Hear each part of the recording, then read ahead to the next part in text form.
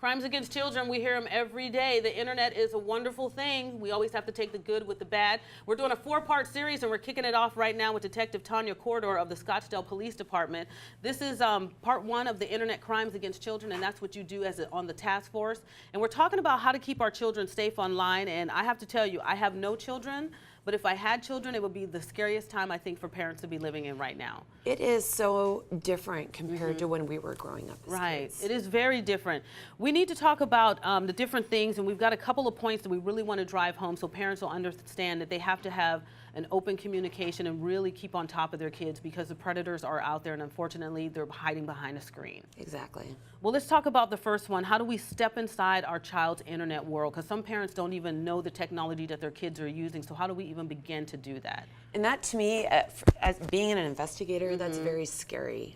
It's very frightening when a parent comes in and they realize that their child has been a victim of sexual exploitation, but they don't even know how to use their child's phone. Wow. So I think what's really important is parents need to understand the applications that their children are downloading.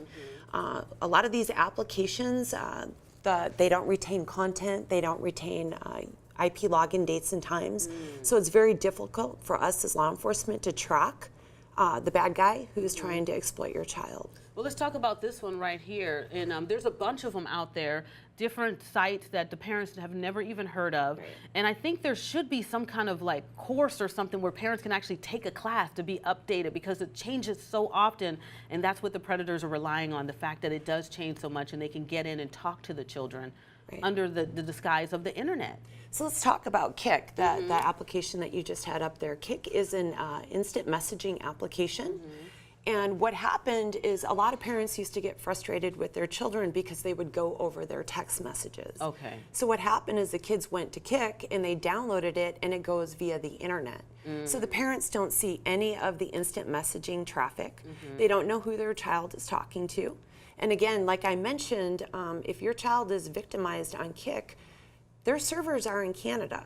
So if we have a child that's been exploited or hurt, and we start researching it and investigating it, we have to work with Canada. And if you try to serve a search warrant to them, they say, you know what, we don't recognize your paperwork. You have to go through a very long process. So it's like they're winning in a sense. Right. And my parents gosh. don't understand that when your kids are downloading applications, many of these servers are in other countries, and it's very difficult for law enforcement to investigate. And that's the one thing that parents want to do. They want to protect their child, but the child sees it as a form of invasion. So let's talk about making a contract with your child, which I would think would be extremely difficult to do, because again, you're kind of coming into their space.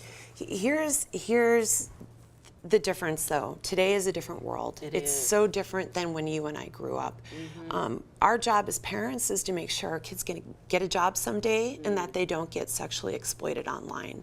So for me as an investigator, I always tell parents privacy's kind of gone out the window because it's just a different world.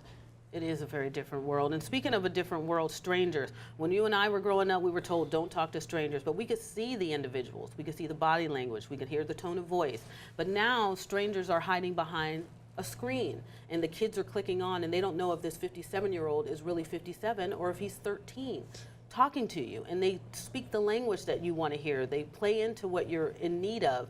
So how can we really protect our child to understand that not everybody is your friend on the internet? In here, we taught our children at the age of 2, don't talk to people that you don't know. Right. But for some reason, there is a gigantic disconnect with children being online and talking to people that they don't know exactly what we taught them not to do years ago.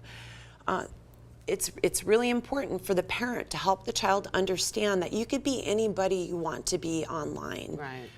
We've had many, many cases where the suspect is an adult posing as a child, or the suspect is posing as a female when the suspect is really a male. So what I always tell parents is your children, if they're talking to somebody online, they physically have to know them in person in order to keep that communication. So scary. I don't know how parents do it.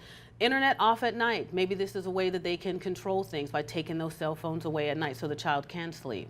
You know, and a lot of parents don't understand some of like their routers have the capability of you could set up the settings so you could shut that router off at 9 o'clock at night. Okay. Nothing good happens online after 9 o'clock at night. Right? Yeah, not with these kiddos. We used to say you got to keep them out of the streets. Now you got to keep them off of the internet. If you'd like more information, I really do appreciate you, Detective, being here from the Scottsdale Police Department. This is Tanya Corder. She has such valuable information. We'll have a link on our website, aztv.com. Don't go anywhere. We have more to come here on the show.